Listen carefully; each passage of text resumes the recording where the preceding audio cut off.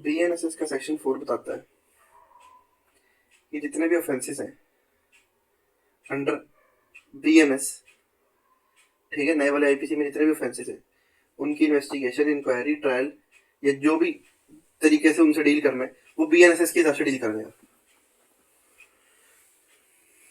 Sub section 2 बताता है offences under other laws shall also follow the provision of BNSS.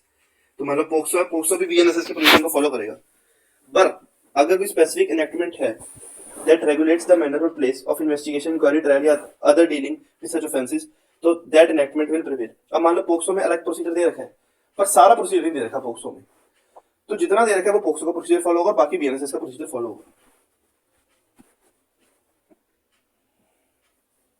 आते हैं section 5 पे। This Samhita will not effect, BNSS effect नहीं करेगा किसी स्पेशल या लोकल लॉ को, स्पेशल ज्यूरिसडिक्शन को या पावर को जो किसी और लॉ ने दे रखी है, स्पेशल फॉर्म या प्रोसीजर को जिसे प्रिस्क्राइब करा गया किसी और लॉ द्वारा, अनलेस, इसके एक्सेप्शन क्या, unless explicitly provided otherwise than in Sanhita. मतलब मान लो संहिता में लिख दिया कि भाई बीएनएसएस ही अप्लाई होगा तो फिर बीएनएसएस अप्लाई होगा, वो स्पेशल या लोकल लॉ वो अप्लाई नहीं होगा। पर as a general rule special law prevails over local law. General rule तो ये है कि भाई अगर कोई स्पेशल या लोकल लॉ है it will prevail unless BNSS में साफ साफ लिख रखा हो कि भाई बीएनएसएस का बात माननी पड़ेगी। सेक्शन 6, हर एक स्टेट में ये फॉलोइंग क्रिमिनल कोर्ट्स होंगी। एक तो हाई कोर्ट होगी, सेशन कोर्ट होगी, फर्स्ट क्लास मजिस्ट्रेट की कोर्ट होगी, सेकंड क्लास मजिस्ट्रेट की कोर्ट होगी और एग्जीक्यूटिव मजिस्ट्रेट की कोर्ट होगी। सेक्शन 7, हर एक स्टेट जो है वो या तो सेशन डिवीजन होगी या it will consist of multiple session division. तो या तो स्टेट सेशन डिवीजन होगी या it will consist of multiple session division, एक से ज्यादा। मतलब हर एक सेशन डिवीजन को डिस्ट्रिक्ट मानेंगे या फिर it will consist of multiple districts. ठीक है। अब स्टेट गवर्नमेंट के पास पावर है after consultation with high court कि state government district session division की लिमिट्स को या नंबर्स को ऑल्टर कर सकती है और सब डिस्ट्रिक्ट को सब डिवीजन में डिवाइड भी कर सकती है और सब डिवीजन के नंबर को, लिमिट्स को भी ऑल्टर कर सकती है। अब जितने भी सेशन डिवीजन, डिस्ट्रिक्ट और सब डिवीजन है existing at the time of commencement of this Sanhita, ये कमेंस कब हुआ था? 1 जुलाई 2024 को। तो जितने भी सेशन डिवीजन, डिस्ट्रिक्ट या सब डिवीजन थे जब ये संहिता आया था तब, they shall be deemed to have been formed under this section. माना जाएगा कि वो इसी सेक्शन के अंदर बनाए गए थे। ठीक है, मान लेंगे, डीम्ड मान लिया जाएगा।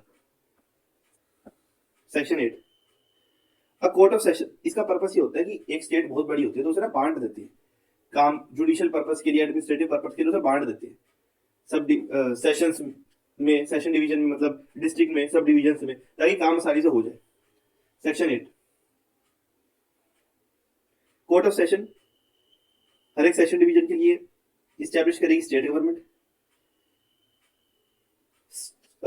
सेशन जज के जो प्रिसाइडिंग ऑफिसर होंगे,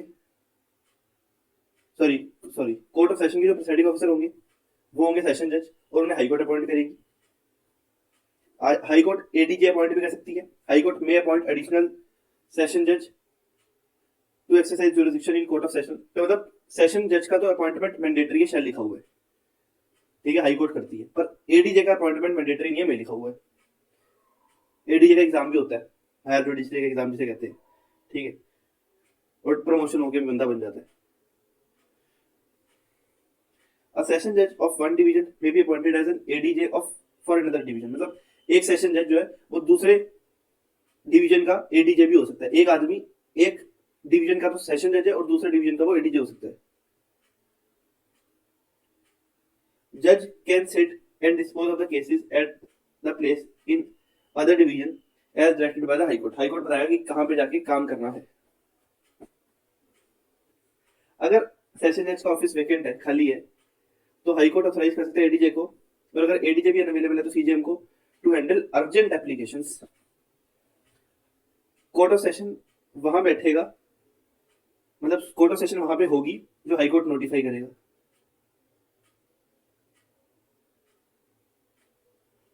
पर कुछ स्पेसिफिक केसेस में कोर्ट वहां पे भी लगाई जा सकती है जो असलियत में कोर्ट नहीं है। ठीक है, पर कंसेंट होनी चाहिए प्रोसिक्यूशन की और एक्यूज की। तो ऑर्डिनरली हाई कोर्ट बताते हैं सेशन कोर्ट कहाँ पे होगी, पर स्पेसिफिक केसेस में पार्टीज की कंसेंट के बाद कहीं और भी सेशन कोर्ट बैठ सकती है for general convenience of parties and witness. ये इंपॉर्टेंट है, for general convenience of parties and witness. Section 7, the session जज may distribute cases among ADJ. Session जज एडीजे को केस बांटेंगे। Can assign urgent application to ADJ और CGM in case of absence और inability to attack. ठीक है, तो urgent application वो एडीजे या सीजीएम को दे सकते हैं अगर वो एब्सेंट है या वो काम नहीं कर पा रहे किसी भी वजह से।